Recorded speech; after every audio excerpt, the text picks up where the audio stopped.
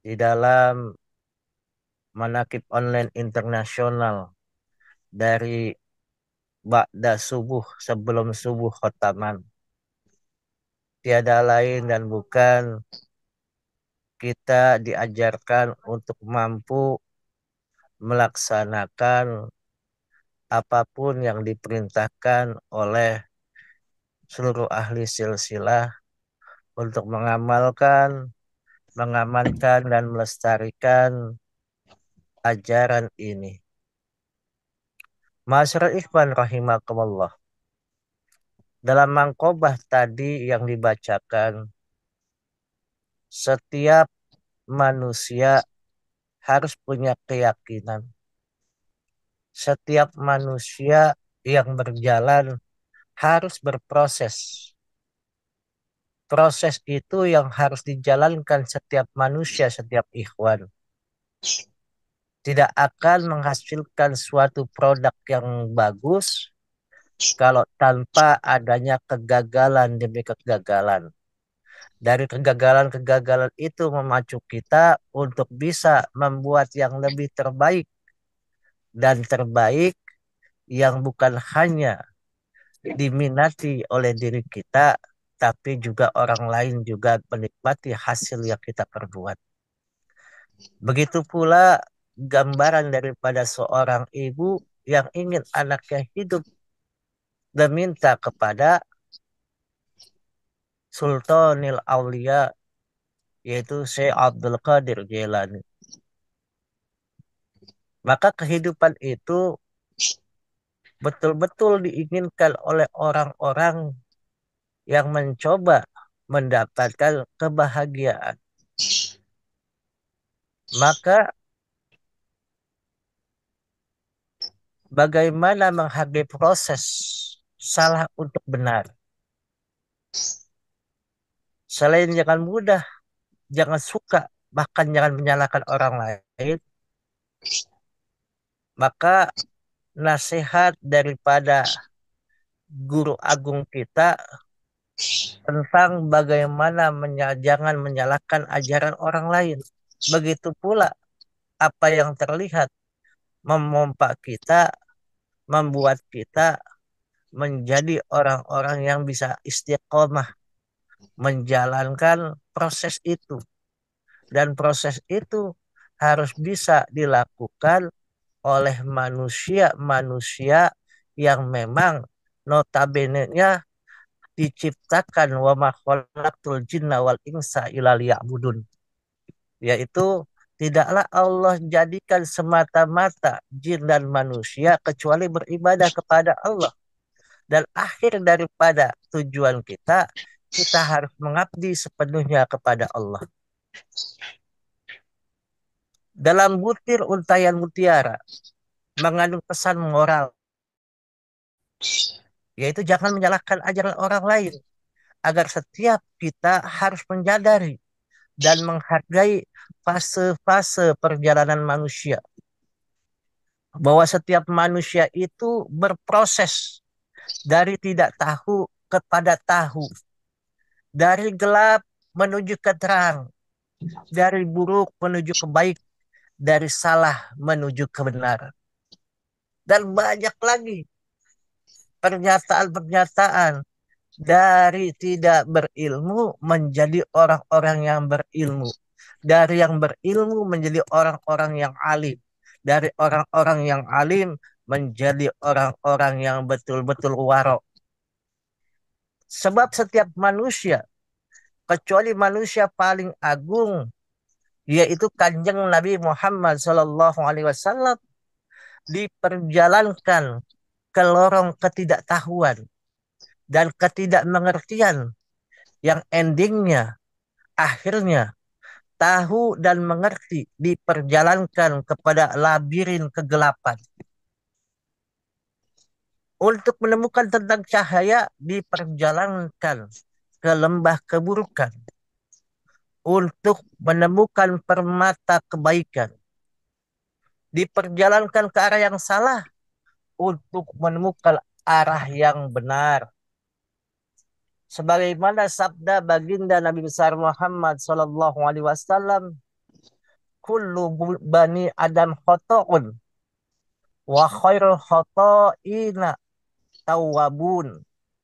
Setiap anak Adam pasti berbuat salah dan sebaik-baik orang yang berbuat kesalahan adalah yang bertaubat. Suatu ketika ada seorang ikhwan bertanya kepada pemirsa Abah, Abah, saya sudah mengamalkan zikir dan yang lainnya. Tapi kenapa ya saya masih saja suka banyak bikin salah dan masih suka berbuat maksiat? Pemirsa Abah menjawab, atuh bagus. Seorang jadi tahu salah dan tahu benar, jadi tahu maksiat dan tahu taat. Tahu saat berbuat salah dan tahu ketika berbuat benar. Tahu sedang berbuat maksiat dan saat-saat di jalan taat kita mah tidak akan tahu benar atau tidak salah dulu. Dua zikir yang telah ditanamkan dan kita amalkan benar-benar selain akan membersihkan segala dosa-dosa juga akan menghentikan sekaligus melindungi kita dari berbuat dosa kembali. Semakin banyak dan istiqomah zikirnya, maka semakin baik kian cepat terasa khasiatnya. Masyarakat ikhwan rahimakumullah. Ada perkataan iza qasal qalbu lam tanfa'hu mu'idatun. Ketika hati menjadi keras, maka nasihat apapun tidak akan bermanfaat baginya. Apapun yang dikatakan oleh semua orang seluruh dunia, bukan hanya semua orang, gurunya atau orang tuanya, kalau hati itu sudah namanya berkarat, hati itu keras, itu tidak akan mau mendengar apapun yang dikatakan oleh orang lain. Karena apa? Merasa dirinya paling benar, merasa dirinya paling berilmu, merasa dirinya paling oke sejagat raya. Maka Nabi Isa alaihissalam berkata, as-salatu wassalamu lakut la tuksiru kalami bi ghairi zikrillah fatak su qulubukum fa innal qalba qasi ba'dun minallah. Janganlah kamu berkata-kata dan tanpa disertai zikirullah. Lalu menjadi keraslah hatimu. Sesungguhnya hati keras itu jauh dari Allah. Ketika hati itu keras, jauh dari Allah, maka seseorang akan terpuruk daripada apa yang diperjalankan oleh Allah. Ketika dalam perjalanan seseorang terjatuh di lembah kesalahan, yang dalam sekalipun siapapun harus diingatkan agar jangan menghabiskan energi, pikiran, dan perasaannya untuk mengingat kesalahan dan kekhilafan. Tapi tetaplah berfokus pada pelajaran atau pembelajaran apa atau hikmah terselubung apa di balik peristiwa yang telah dilewati itu. Maka demikianlah setiap manusia jatuh bangun menapaki fase-fase proses perjalanan kehidupannya berulang-ulang dari baru dilahirkan menjadi seorang bayi, diajarkan berangkat, diajarkan berdiri, diajarkan berjalan, diajarkan untuk mengerti kalam-kalam sampai mereka menguasai ilmu-ilmu. Itu adalah proses dan akhirnya dari keluar dari lubang akan masuk ke dalam lubang lagi. Itulah proses dan ia harus mempertanggungjawabkan semuanya di hadapan Allah. Dan ketahuilah, bersyukurlah Allah sangat menghargai proses, menilai setiap kesungguhan manusia berproses untuk lebih tahu, menemukan cahaya, meniti amal kebaikan, dan menempuh jalan kebenaran.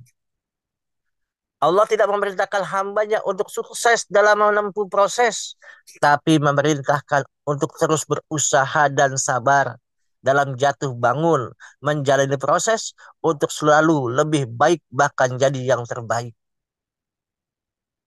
Jadi Allah tidak perlu apa itu kesuksesan, tapi Allah perlu bagaimana untuk mereka kesuksesan itu dengan proses-proses yang ada yang sudah ditetapkan oleh Allah dan Rasul. Coba kita lihat bagaimana Syekh Abdul Wahab Asy'arani itu luar biasa. Dikala dia berproses ingin mengetahui tujuan awalnya, yaitu ilahi anta maksudi, tujuannya hanya kepada Allah, dan endingnya wa'atini ma'aka abada. Apa yang terjadi? Dia bertemu dengan seseorang yang konon seseorang itu adalah Nabi Khidir alaihissalam. Apa yang terjadi? Maka Syekh Abdul Wahab Asy'arani oleh orang tersebut disuruh membuang buku-bukunya semua. Maksudnya dijual buku-buku yang ada di dalam rumahnya. Dan apa? Setelah buku-buku itu selesai namanya dijual, maka uang dari hasil penjualan buku itu disumbangkan untuk orang-orang yang tidak mampu, orang-orang yang tidak mendapatkan kebaikan dalam bidang rezeki yang ada diberikan oleh Allah. Itu dilepaskan. Maka dia disuruh berjalan di hadapan seluruh manusia-manusia yang ada, baik kepada orang alim, baik kepada orang miskin. Apa yang harus dibuat oleh Syekh Abdul Wahab Asy'arani? Maka Syekh Abdul Wahab Asy'arani disuruh oleh Allah dari menghinakan dirinya, menghambakan dirinya, bahwasannya dia tidak lebih mulia daripada seorang yang miskin. Dia tidak lebih mulia daripada seorang yang alim. Dia tidak lebih mulia daripada seseorang yang namanya mempunyai kekuatan atau kekuasaan atau kekayaan. Tapi betul-betul dia merasakan dirinya hina, sehina-hinanya di hadapan Allah Subhanahu wa Ta'ala. Kita ini masih jauh untuk namanya merasa hina di hadapan Allah, di hadapan guru kita, di hadapan daripada ikhwan-ikhwan kita. Kita merasa lebih daripada yang lain. Bagaimana proses itu bisa dijalankan kalau kita tidak merasa bahwa tidak mau apa-apa, tidak ingin apa-apa, tidak tahu apa-apa. Maksudnya di situ, abah mah semuanya diperjalankan oleh Allah Azza wa Jalla. Maka Syekh Abdul Wahab Asy'arani berkata, sebagian dari tata krama seorang murid bersama temannya, hendaknya ia tidak melihat mereka dalam cacat yang tampak dari mereka atau kekeliruan yang terlanjur mereka lakukan, karena ia pun dapat terjerumus ke dalam masalah yang sama. Maka tidak ada perkataan yang mengatakan seseorang itu bahwa dia itu lebih baik daripada orang lain. Kemungkinan saat ini, misalnya, ikhwan kita ada yang sedang kena musibah, kena apa, itu bisa juga dapat menimpa kita. Maka kita mengatakan bahwa itu pun bisa akan terjadi kepada diri kita. Oleh karenanya, jangan mudah, jangan suka, bahkan jangan menyalahkan orang lain. Maka kita harus betul-betul bisa melihat bahwasannya kita jangan sampai menyalahkan pengajaran orang lain. Masyaallah ikhwan rahimakumullah. Bagaimana kita tahu kalau kita betul-betul bisa menjalankan apa yang menyebabkan seseorang itu menjadi berproses? Apa yang menyebabkan iman seseorang itu akan lepas? Maka kebanyakan kita melakukan perbuatan aniaya kepada diri kita sendiri, kepada nas kita sendiri, bahwasannya apa yang diberikan oleh Allah ternyata dimiliki oleh dirinya, tidak merasa dititipi oleh Allah. Kita hanya sebagai namanya objek, objek dari Allah untuk menjalankan hal-hal yang diberikan oleh Allah kepada kita sesuai dengan aturan yang ada. Syekh Abu Qasim Hakim ketika ditanya, Dosa apakah yang dapat melenyapkan iman dan kekerasan hati seseorang? Maka jawabnya ada tiga faktor. Satu, tidak mensyukuri nikmat Islam, yaitu dalam artian nikmat arkanuddin, tidak namanya mensyukuri arkanuddin. Yang kedua, tiada rasa khawatir kehilangan iman lenyap dalam dadanya, dan enjoy saja dalam diri kita bahwa kita sedang namanya digerogoti, iman kita makin kesini makin habis dan akan terjebak dengan labirin gelap tersebut yang diciptakan oleh Allah dari makhluknya, yaitu setan laknatullah.